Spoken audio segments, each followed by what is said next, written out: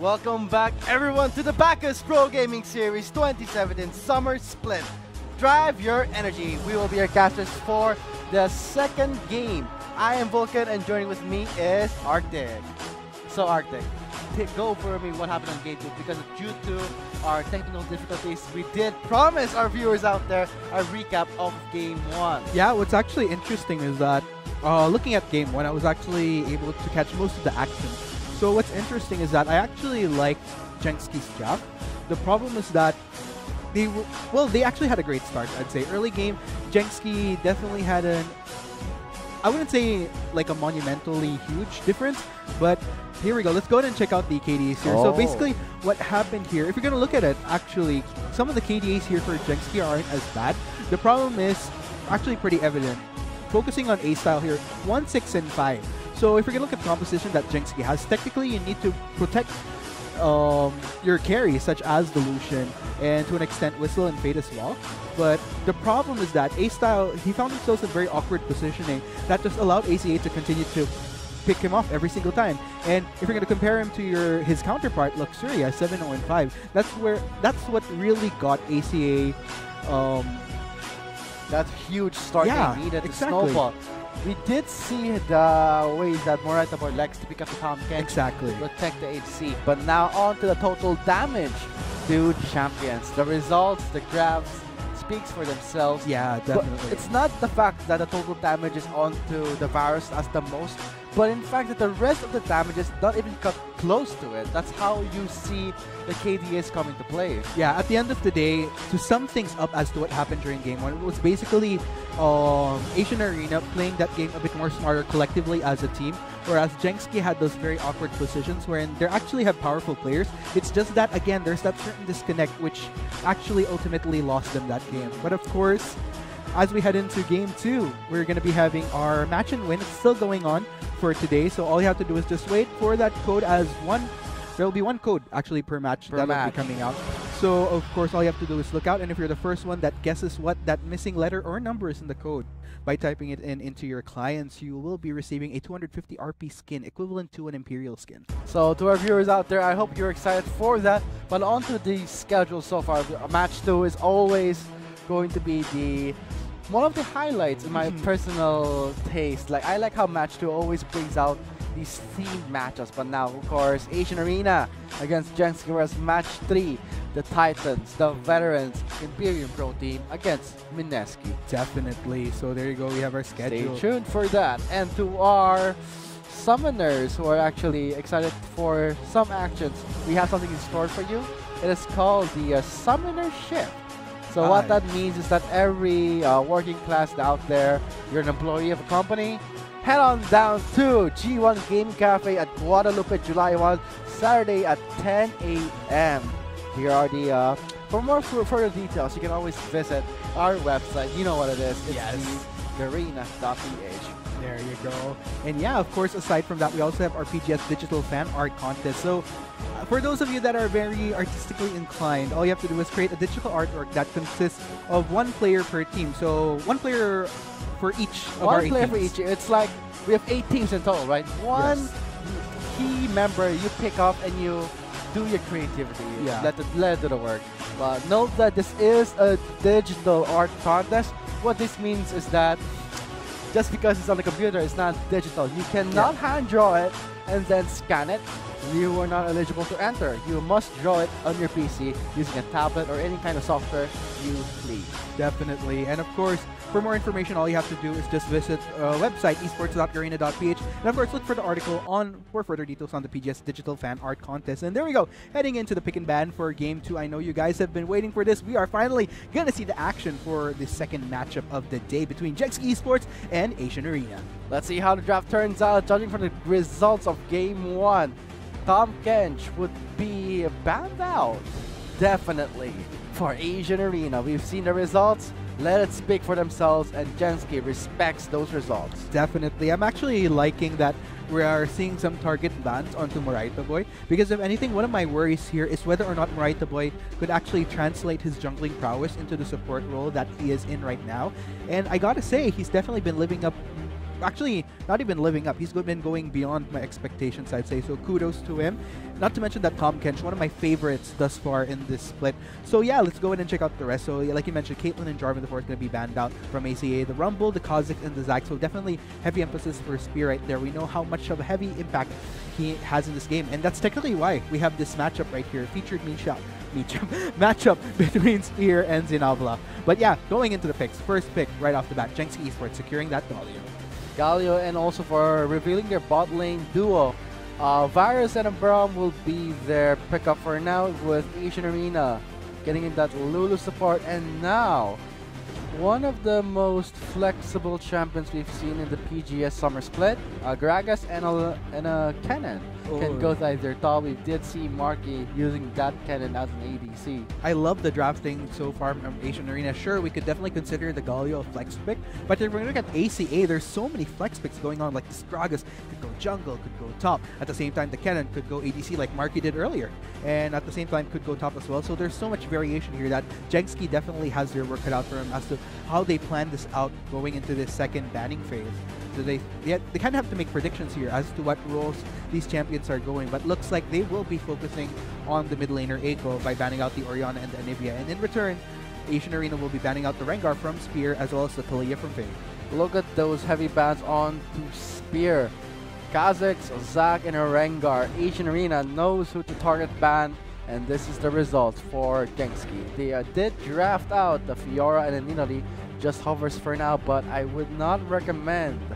How do you feel about it though, if ever the Nidalee does go to jungle route? It looks like it will be going the jungle route indeed. Well, the thing here for me with the Nidalee is, at the end of the day, Spear has to definitely step up as far as the early game, because if he doesn't make anything of this Nidalee in the earlier phases, then he's definitely going to have a harder time going into these clashes. Although luckily, I actually like that they have a Braum in the Galio just in case as a repercussion, because they do kind of lack the CC, I'd say.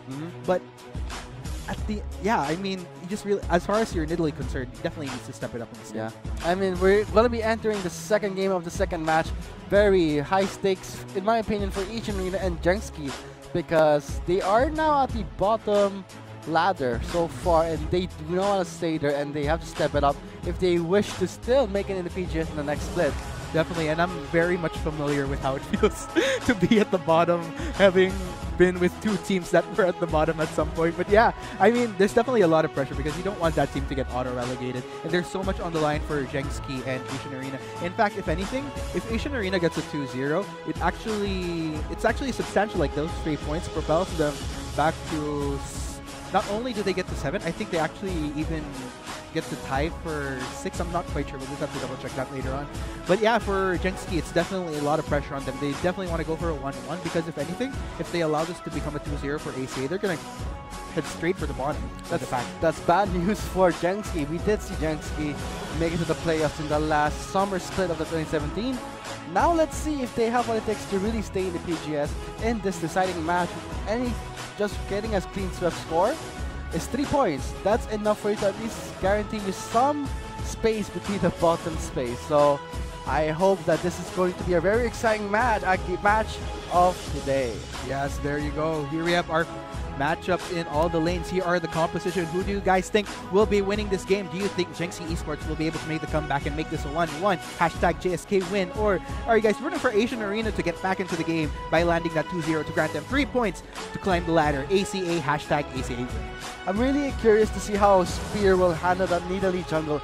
It has been so long since we've seen that Nidalee jungle. Definitely. And I don't think that's a good thing that we see it right now. Knowing that there are more potent junglers and more flexible junglers, like a Lee Sin or an Elise, or more powerful gankers. Well, you know, in my opinion, so long as, because we do actually see pocket picks in other regions, like take Moon for example on the Evelyn as of the last split. So long as I feel that you can play those pocket picks to the T, then it doesn't matter technically if it wouldn't be in the meta. But yeah, I mean, at the end of the day, it's basically performance on the player. Performance on the player and how they play those champions. We did see some players picking up some unique pulls, and they still performed well thanks to their own mechanical skills. As a player, I mean, that's all from experience. Yeah, they're all from experience. Yeah, there you go. I was like, But yeah, anyways, for those of you that are watching, of course, you are continuing to watch the Bacchus Pro Gaming Series. Drive your energy. Luckily, I had a nice can of Bacchus earlier because I was kind of feeling under the radar today. I think I didn't sleep enough, so luckily it got pumped by drinking Bacchus earlier. But yeah, looks like let's go ahead and check this out once again. I mean, if you could choose which team you'd actually like to win this out based on the compositions that they have, who do you think has a better advantage for you both? For me personally, I think Asian Arena's draft looks pretty promising due to the fact that they have a Lulu and a Gragas. Powerful champions where you can actually rely on as a front line, which is the Gragas, and for Lulu to deny that sneaky, cheesy assassin kills. But before we get to that, let's see.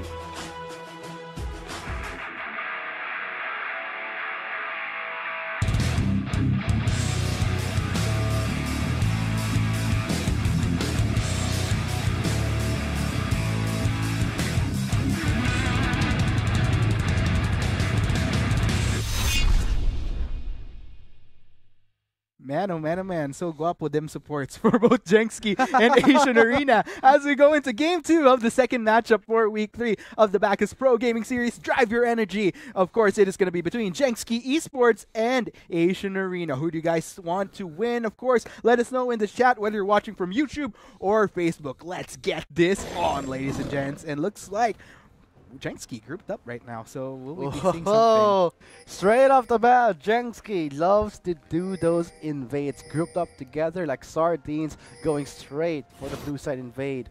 Probably just checking the terrain out, not gonna really commit too much. Yes, you know, there's a lot on the line for Jenksky Esports. If anything, like I mentioned before, one of the things that that's very signature to Jenksky is these high-risk, high-reward plays that they make. But considering the circumstances as to what's on the line on this game versus Asian Arena, they really want to play this a little bit more carefully, a little bit more reserved in a way. And that being said, I actually somewhat like the draft from them, even though you do have some doubts with this Nidalee. Nonetheless, I feel like it's balanced out by the overall composition that they have, by bringing in the Galio, bringing in the Varus, bringing in the Braum. So there's a certain synergy there.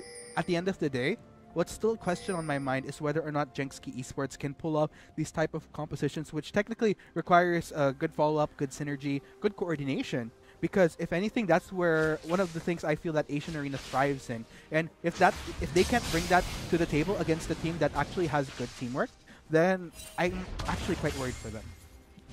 So what team are you actually worried for?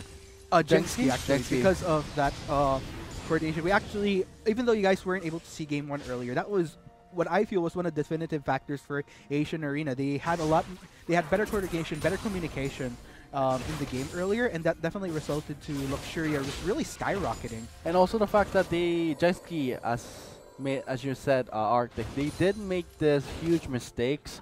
They like those high risk, high reward, but in Game 1, it was no reward for them. Definitely. And you know, going into Day 2, they really want to make sure that they could reap the rewards. But yeah, I mean, looking at how they performed last week, you know, they are able to pull off these comebacks heading into Game 2. So hopefully this is one of those moments. But so far, looking very interesting as A-Style and Blaze actually getting poked out by Luxuria and Right of Way. Really potent duo. That's the trouble with the support that's a melee. You really have to get close to actually deal some damage. But in the process of doing that, you are also putting your ADC in danger. That being said, what really needs to happen here for Jenksky is they want to make sure that they hold off from getting ganked by Zenobla, because there's actually quite the vulnerability within the early phases of the game. Ooh, look at that. Very dangerous. Lolo, Morite the boy knows his stuff. Those glitter lances just so painful that makes A-Style squirm. Yeah, and I gotta hand it to Morite the boy. Like, commendations to him, he's really stepping up. Like, it seems that I'm highlighting this quite a bit, but it's because of the fact that there were so many questions with Morite the boy taking the support role. But it's definitely working out for him, for Asian Arena. If anything, week per week, sure, ACA had a pretty rough start, but they've definitely been stepping up. Jenksky Esports, I feel like they're definitely still the strong team that we saw during the previous split. It's just that the problem is with all these other teams stepping up, they need to kind of find their footing and find ways for them to step up as well. Because if they can't keep up to par with the other teams and figure out how to correct their weaknesses, then that might actually spell trouble for them going on later in the split. But knowing that they have players such as Faith to grant them that veteran experience, not to mention Whistle as well, who I've been seeing for quite a while, competing in the amateur scene before transitioning into the PGS, I feel like they definitely have a chance. They just really need to work on that. In terms of connection, There you like go. they've experienced playing a lot well together, but judging from the picks of, as you said, for JSK, we're seeing when you pick up Nidalee as a jungle, it's without a doubt that you're going for majority of a solo scaling type of champion, a solo kill oriented. So I think what you said about JSK lacking in teamwork, I think that's a huge deal. Oh, look at that. Jason taking a lot of damage from Spear, though. Will Spear continue this, though, taking tower damage back and forth. He is 3 level hits. 4, eats up 3 damages. That's going to really hurt his jungle route. Definitely a little bit trigger happy there by going in onto Jason and taking like triple tower shots. Definitely painful, especially for an Italy at level 3, turning level 4. I really like how ACA is playing. I mean, more majority on the objective-wise, pushing tower, relying on the strength of a champion instead of forcing something. This is something we've seen of sort of an adaptability from ACA, whereas from JSK, we're still seeing the same style we did see in the summer split, entering now in the spring split, entering now in the summer split. I don't think the same style is going to work out. As you said, teams are stepping up, raising the bar, especially a new team like TME. Now, Zenabla eats up 1 shot. 4 times flash. Fate goes in for the taunt. Where is Eiko? He has no mana to defend Zenabla. From the damages, that might be first blood onto Fate. Now Spear is onto Eiko. He does sidestep away from that javelin toss. Very well played by JSK right there, knowing very well that Eiko actually didn't have the mana to really do any follow-ups for Zenabla. JSK definitely capitalized on that, so great start for JSK. Again, this is actually a similar trend. They actually had a great start earlier as well during game 1. Although, the first blood earlier went to Zenabla, but here we go, we have another look at that. duel here. Blaze just tanking in those hits for A-Style. Now managed to last 1 Frostbite.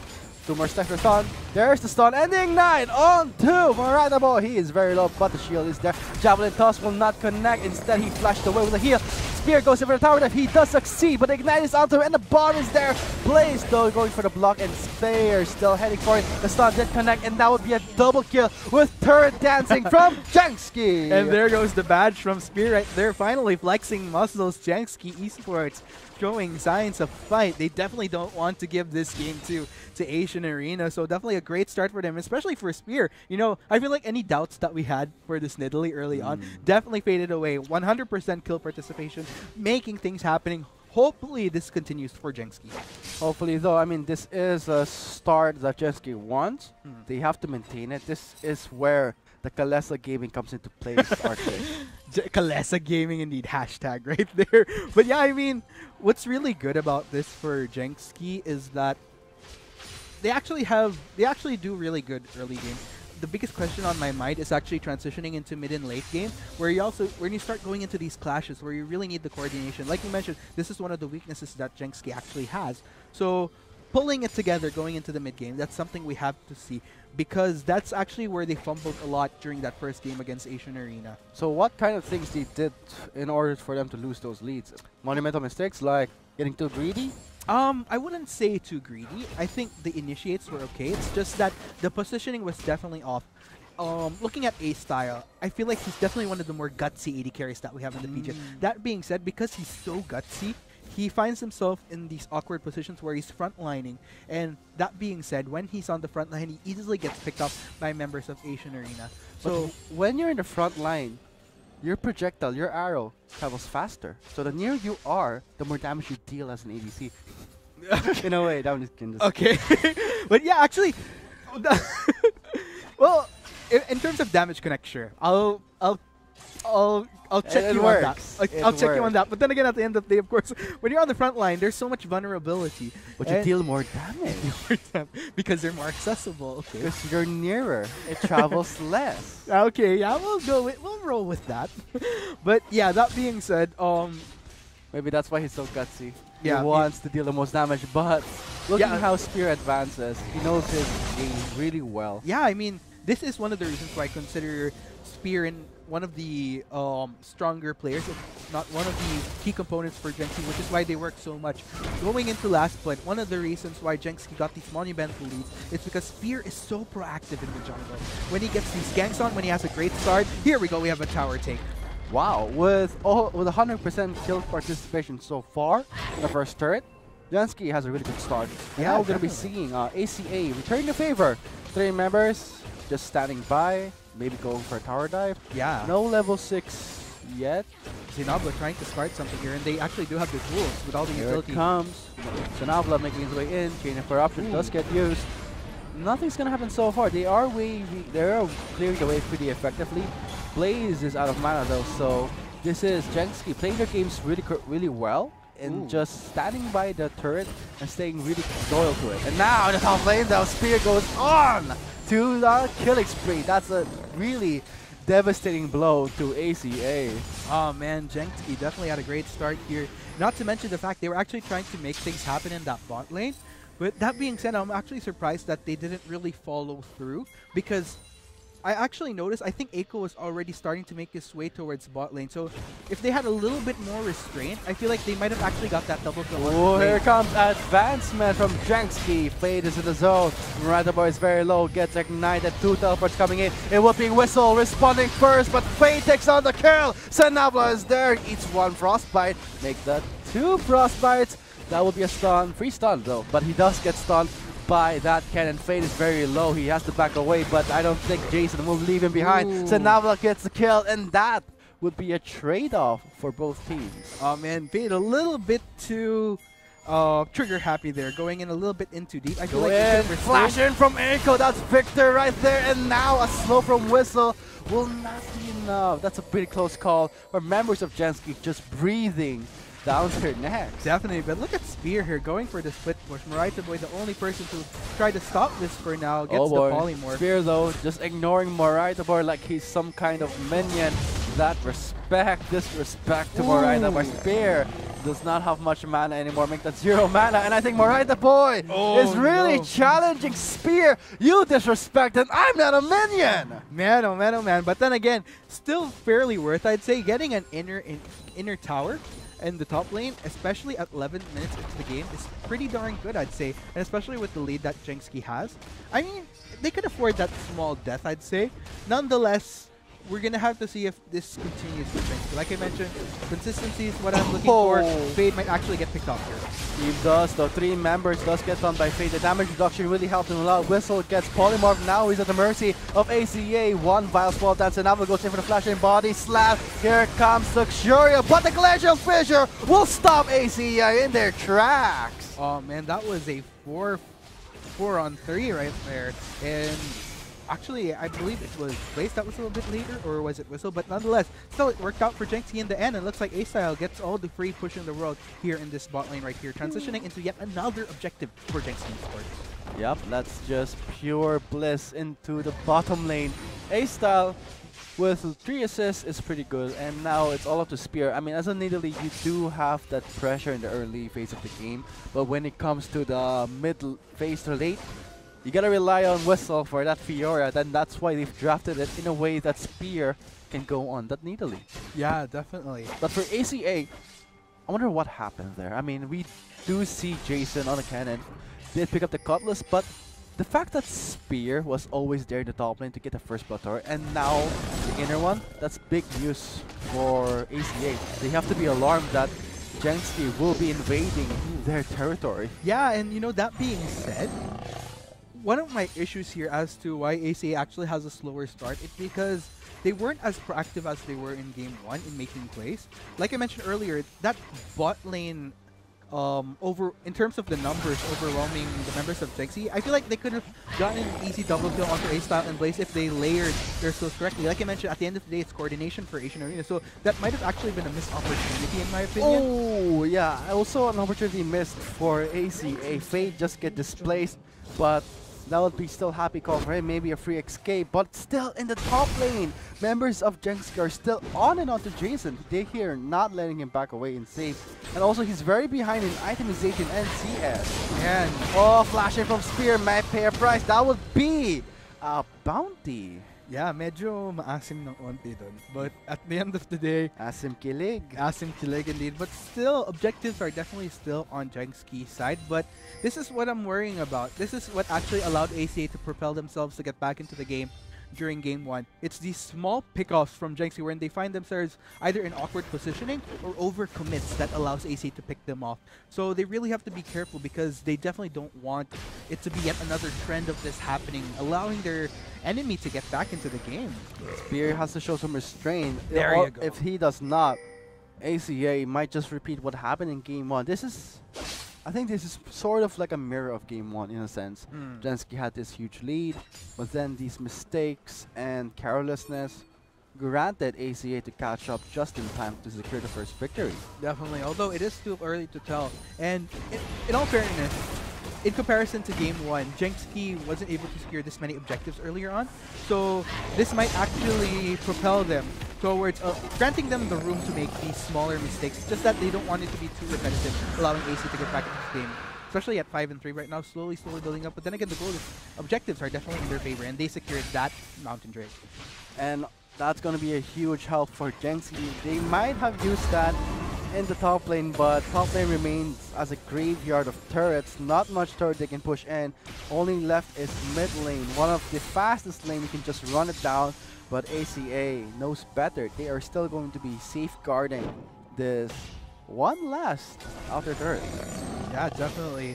And the tricky part is Jason is actually yet to complete his first item. A little bit of a struggle for him. Such a behind though. Yeah, well, I couldn't really blame him because he got a lot of, he got a lot of visits from Spear, which were quite successful for JSK Esports.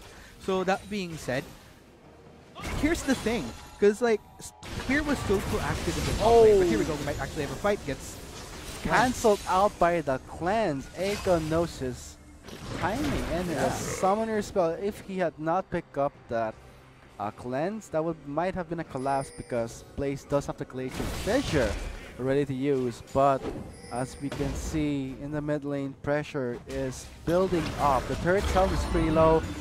4 members just trying to guard their last remaining outer turret, but Spear kind of low on mana because of displacement. A-Style in big trouble. There's the Glacial Fissure for the disengage, but it will be Blaze eating so much damage, and here comes Fate to the rescue. He has the flash in the top, might do the same combo. Instead, onto Eiko, knocks up Senava instead. That's huge damage dealt to Eiko. Oh man, look at the damage coming from Fade right there.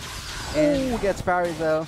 A little bit of a skirmish happening in that top lane. But yeah, I mean, this is actually very interesting because ACA, they actually have all the makings of getting off kills, but there's Fade with the flash and taunt succeeds, but Marata Boy just flashes away from that. With the help of the Mountain Drake, they just managed to take down the mid lane and possibly maybe the inner, but members of ACA, very low on health, still going at it. Whistle manages to parry one basic attack, but in the mid lane there's a brawl happening up here. Marata Boy used the wild gun, but Spear is still ready to fight, and here comes the flash in from Eiko, but will not really be a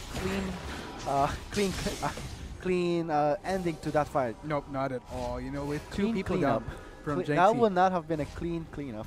Kind of redundant. Yeah, there you go. But yeah, it's pretty messy, both sides here, and I'm actually quite surprised because ACA, I feel like during Game 1, they had a little bit of a messy time finding their footing in that game, but going into later phases, they actually got it together. But look at this match and win code actually popping out. Elderwood LeBlanc. Elderwood LeBlanc. That is an Imperial skin. Guys, you see the code. What is the question mark? You have to guess it. It cannot be a question mark again. So Yeah, you have to guess it. it's either a letter or a number. So there you go. Rush onto your client to get that code up. And of course, going back into this game here, I mean, I'm actually quite surprised. I'm seeing less of the decisiveness that I've seen from ACA earlier, but it could be because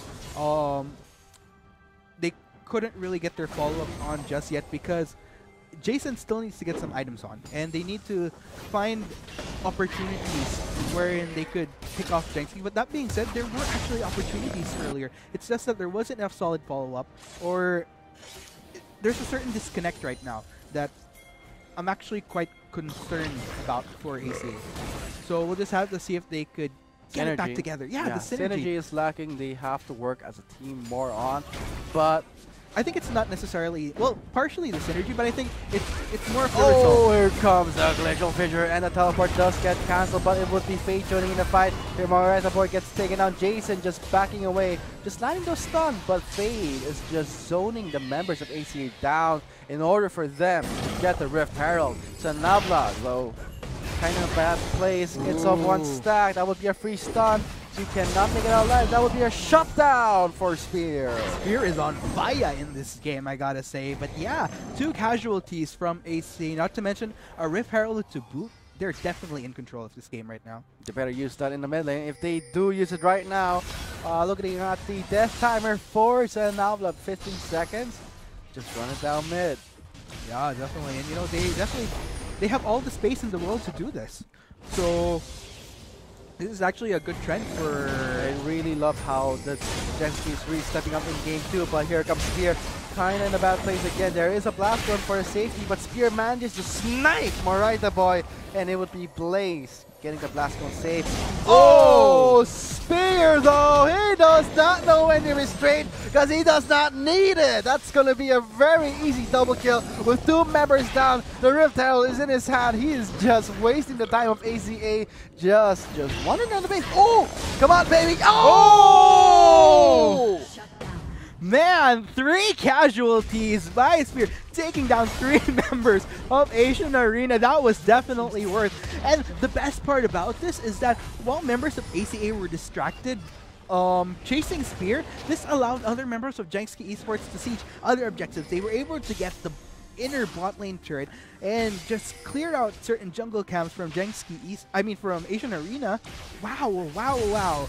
I mean, this finally we're seeing what makes Jenksky Esports such a strong team. It's these type of plays. It's that high risk, high reward play. So finally, we're seeing those high risks actually pay off.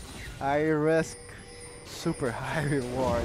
That play was all onto Spear. That clean triple, and he knows the timing of his flashes. That was just pure aggression at its purest form, and that would be Spear.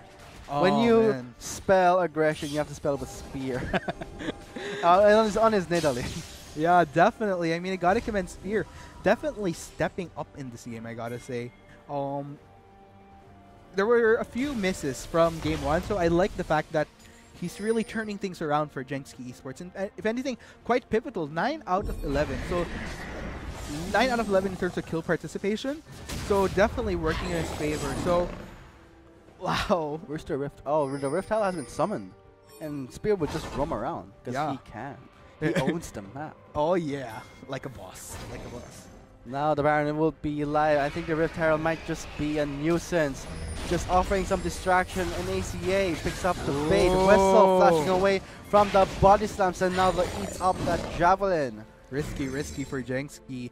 And this was actually another problem that they had earlier. They went for a risky Baron that didn't pay off. Is it going to work this time in game 2? Let's see. Spear starts the Baron, taking a lot of heads. Should be Blaze actually tanking that for his team. The Baron is low, below 50% health. Telvert coming in. It would be Fade joining in the fight.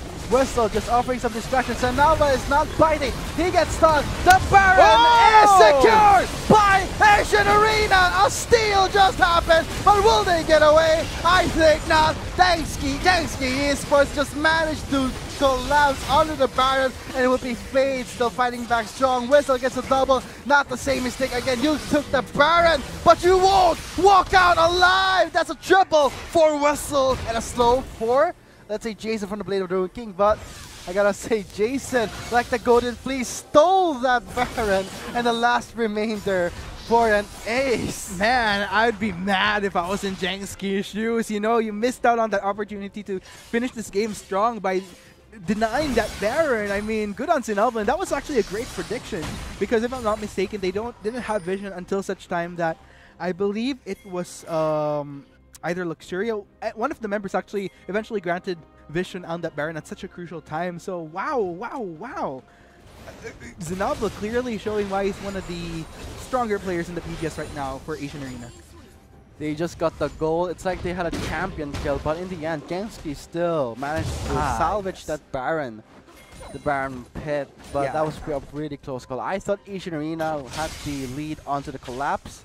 One of the members of Gensky were just collapsing, but here is a closer look. Yeah, there we go. On what so happened. Whistle actually doing a great job at trying to distract members, but that was actually, okay, so I'm actually mistaken. That was actually a blind smite. So a great prediction there by Zenobla. So even all the more impressive. But nonetheless, what happened here is that Gensky at this point, Fade was a little bit late into the fight, but it didn't really matter because at that point it was more of a cleanup game for Gensky Esports.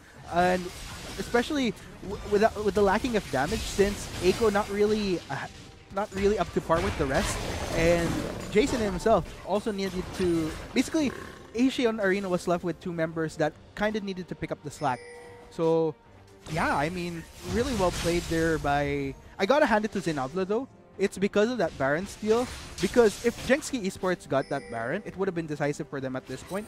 But if anything, taking that Baron was a good stall for Asian Arena. Although, I feel like it would have been better if they preserved at least one member for the Baron. Yes, exactly. To make it really successful, but Christmas came early for Asian Arena, and Zenobla is Santa Claus, and everyone in Gensky is on his naughty list.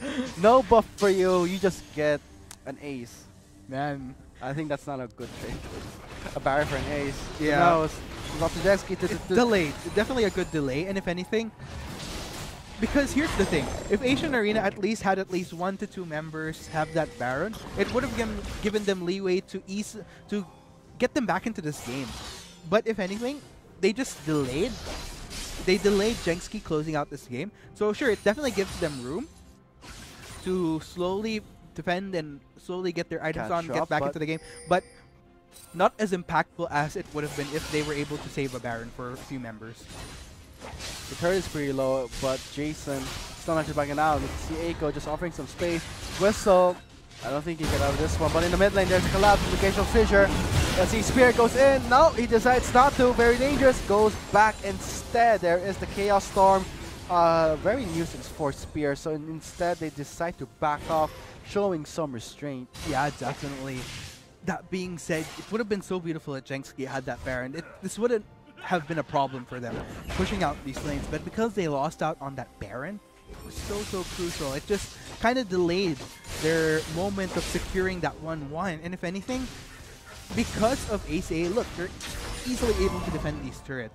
So Gensky definitely needs to find ways to try to close out this game, because especially if Luxuria, if granted the opportunity to get back, not to mention Eiko and Jason as well, build up on the items because they're kind of lagging a bit behind, this will allow ACA so much room to get back, and that's something that Gensky Esports does not want to happen in this game right now. If ever Luxuria does come back to the game with good itemization, that spells bad news, knowing that is a Tristan. Exactly.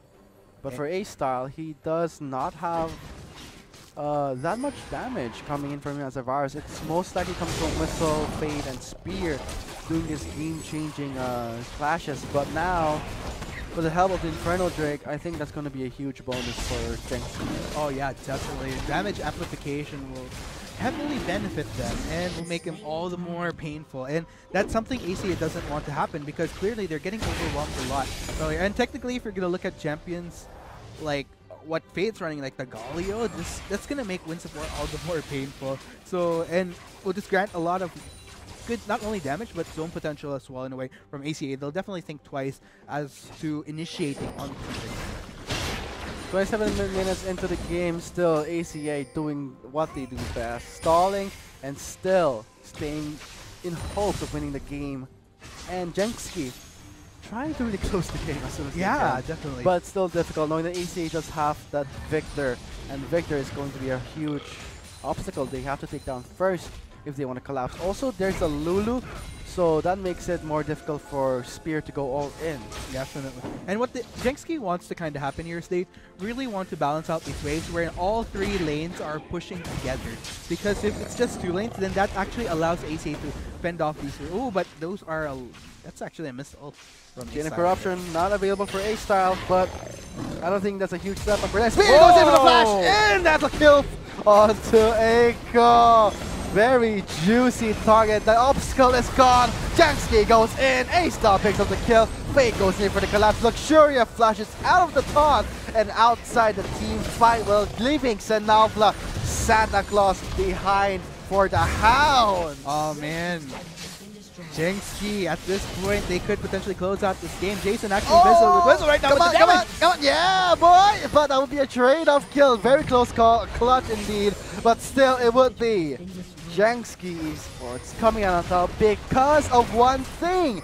The obstacle I said was Eiko. Spear knew the obstacle, just went in and destroyed him.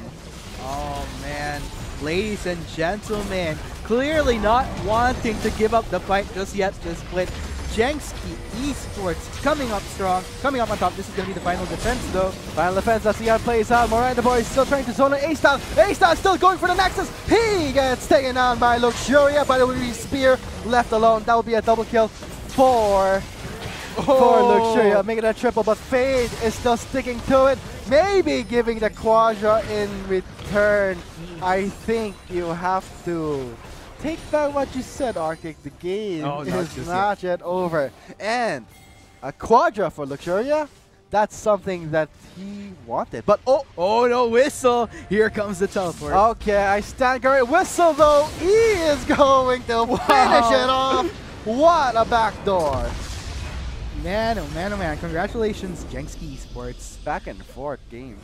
Man, that was pretty darn good, I gotta say. But yeah, like I mentioned, what the best story right here is that it's not done for Jenski Esports just yet. Like I mentioned, if this was a 2-0 by ACA, that would have set them back way hard because falling into 8th place, not to mention needing to rake up points late with only a few weeks left in the split, that would have been really, really hard to pull off. But of course, this is a 1-1.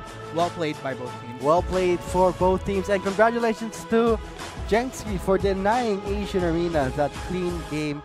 And that was a very fun game. Thank you so much for that. And let's go on to the... Let's digest that down. I mean, Spear was all over the map, offering that pressure. I gotta see this. Looking at Spear, wow, oh, wow. 9, 5, and 6. Sure, this is what I'm talking about. High risk, high rewards. Sure, he has a lot of deaths, but these deaths resulted to so many pickoffs for him.